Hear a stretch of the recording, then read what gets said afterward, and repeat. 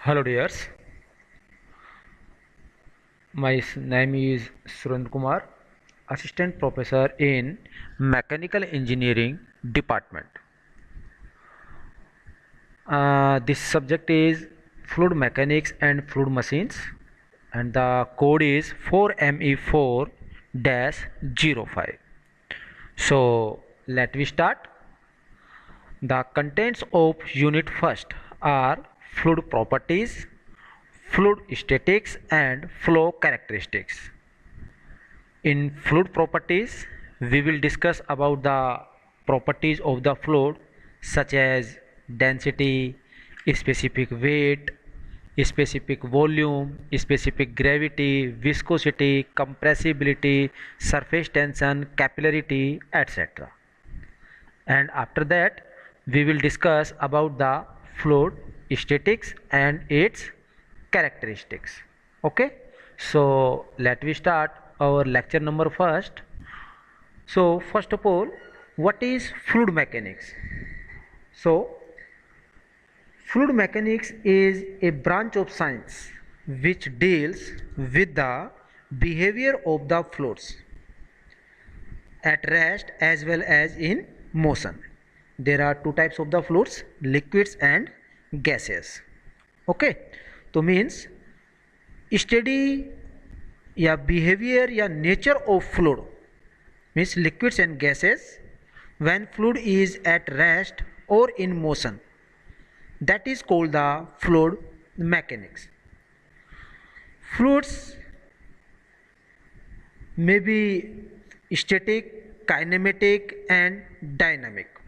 If we are study about the behavior of any fluid when fluid is at rest, then this is called the fluid static. Means अगर आपका fluid stationery condition में है, rest condition में है, then the study of fluid at that time analysis of forces is called the fluid static. Second is study of fluid in motion, कि जब आपका fluid motion में है, फ्लो कंडीशन में है, then the study of fluid is called fluid kinematic और fluid dynamic. तो means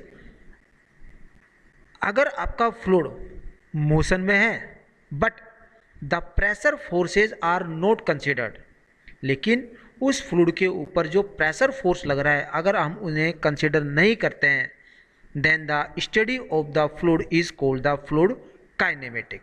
on other hand, अगर हम if we consider the pressure forces, then this is called the fluid dynamic. So fluid kinematic and fluid dynamic both are the part of the fluid in motion. Okay, next is dimension and unit. Dimension means the measurement of a physical variable in quantitatively is called dimension. और अगर उस dimension को हम कोई भी number से attach कर देते हैं, then this is called the unit.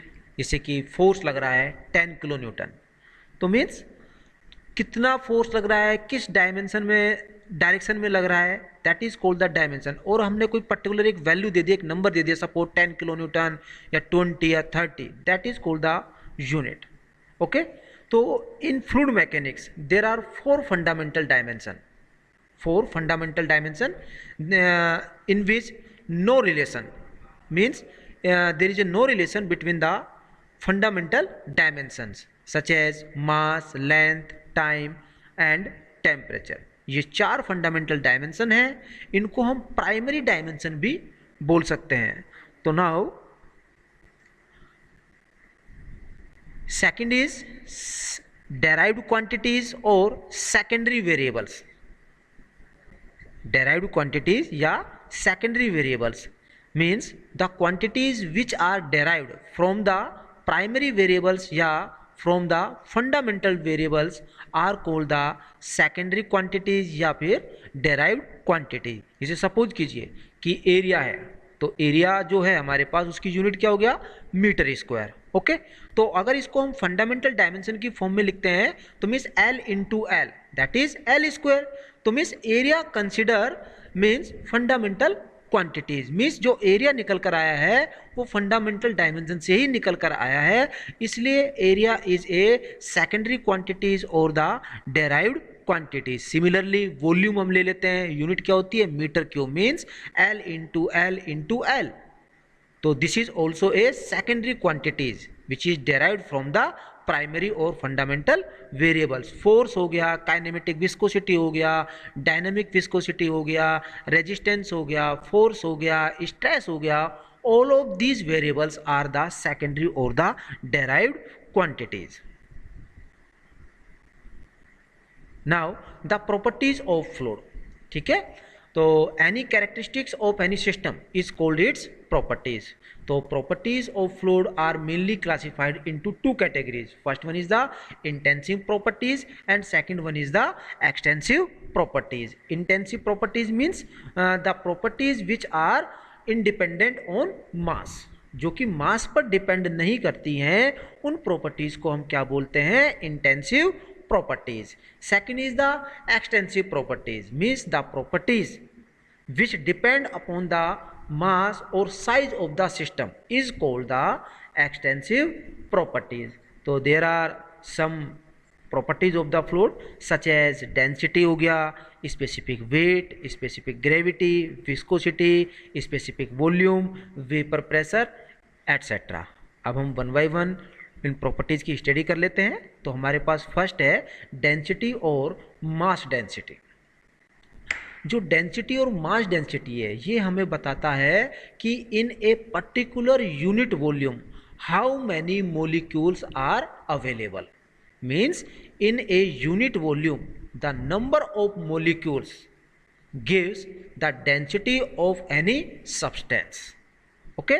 अब सपोज कीजिए कि हमारे पास कोई एक यूनिट वॉल्यूम है, सपोज वहाँ पर 10 मोलिक्यूल्स है, ओके और सेकंड एग्जांपल लिया कि हमारे पास कोई यूनिट वॉल्यूम है सेम वॉल्यूम का, अब वहाँ पर मोलिक्यूल्स 20 है, तो डेंसिटी किसकी ज़्यादा होगी, जिसके मोलिक्यूल्स ज़्यादा हैं अपने पास। So more the number of molecules more will be the fluid density. Okay तो it can also be known as the heaviness of the fluid, means जो डेंसिटी है वो हमें ये बताता है कि कोई भी फ्लूइड है वो कितना हैवी है, कितना हैवी है, और ये डिपेंड्स करेगा कि presence of number of molecules in a unit volume, right. तो मीन्स आपसे कोई भी पूछता है कि what do you mean by the density, तो मीन्स इसका मीन्स हो गया heaviness of any fluid, means the presence of molecules in a unit volume. अगर मॉलिक्यूल्स इंक्रीज होते चले जाते हैं तो जो डेंसिटी है, जो हैवीनेस है, वो फ्लूइड का क्या हो जाएगा, इंक्रीज होता हुआ चला जाएगा। मैथमेटिकली अगर हम बात करें तो density is mass per unit volume, okay ए, और इसकी जो एसआई यूनिट होती है दैट इज होता है हमारे पास kilogram per metre cube, right. तो हमारे पास जैसे कि फ्लूइड्स के अंदर लिक्विड में हम वाटर को एज ए स्टैंडर्ड लिक्विड मानते हैं और गैसेस के अंदर हम एयर को स्टैंडर्ड फ्लूइड मानते हैं। सो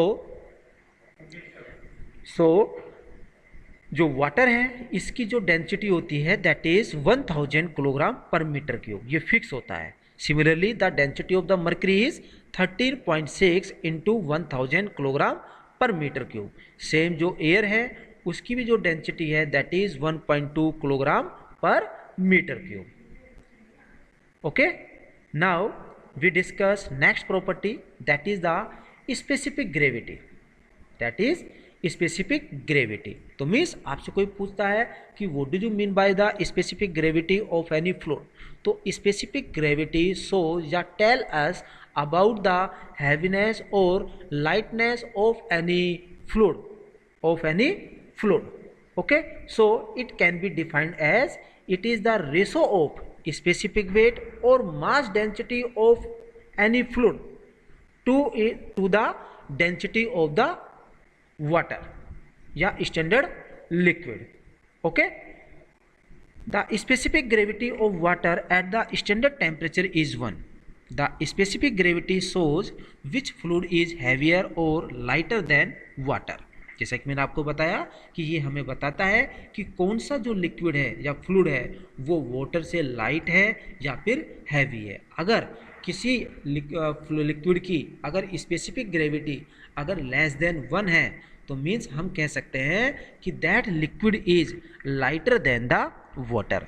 अगर उसकी स्पेसिफिक ग्रेविटी मीन्स अगर 1 से ज़्यादा आती है तो हम उसको बोल देते हैं कि that fluid is heavier than the water. अब जैसे फॉर एग्जांपल हमारे पास कोई भी दो इमिसिबल लिक्विड्स हैं, मतलब जो घुलनशील नहीं है, जैसे कि अगर हम एक कंटेनर ले लेते हैं और उसके अंदर हम पानी डाल देते हैं और कोई भी अपने पास ऑयल डाल देते हैं, राइट।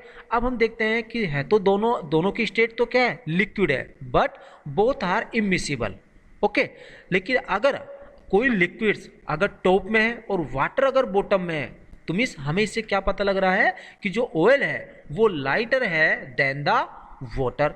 इसका मतलब वाटर की स्पेसिफिक ग्रेविटी ज़्यादा है अपने पास, क्लियर चीज़। और हम कह सकते हैं कि जो टॉप पर जो लिक्विड है उसकी स्पेसिफिक ग्रेविटी लेस है देन 1, ओके। तो स्पेसिफिक ग्रेविटी अगर मैथमेटिकली हम बात करें तो specific gravity for the liquids means weight density और डेंसिटी ऑफ लिक्विड, कोई भी लिक्विड है अपॉन में वेट डेंसिटी और डेंसिटी ऑफ वाटर, राइट। अगर हम सिमिलरली अगर गैसेस के लिए बात करते हैं तो वेट डेंसिटी और density of any gas upon weight density और डेंसिटी ऑफ एयर। जैसे कि मैंने आपको पहले बताया कि जो वाटर है और जो एयर है इनको हम एज ए स्टैंडर्ड फ्लूइड मानते हैं। तो अगर हमें किसी भी लिक्विड की अगर वेट डेंसिटी ऑफ लिक्विड निकालना होता है तो मीन्स क्या हो जाएगा, specific gravity into weight density of water, and we know that weight density of water means 1000 into 9.81 newton per metre cube. अगर वेट डेंसिटी आप निकाल रहे हैं, अगर सिंपल डेंसिटी आप लेकर चल रहे हैं तब तो क्या हो जाएगा, स्पेसिफिक ग्रेविटी इनटू में डेंसिटी ऑफ वाटर। तो डेंसिटी ऑफ वाटर क्या हो गया अपने पास 1000। तो हम यहाँ से क्या निकाल सकते हैं, किसी भी लिक्विड्स और किसी भी गैस की हम वेट डेंसिटी या फिर डेंसिटी फाइंड आउट कर सकते हैं, ओके। और एक इम्पॉर्टेंट थिंग कि स्पेसिफिक जो ग्रेविटी है it is a unitless quantity and it is denoted by a symbol S, okay. Thank you.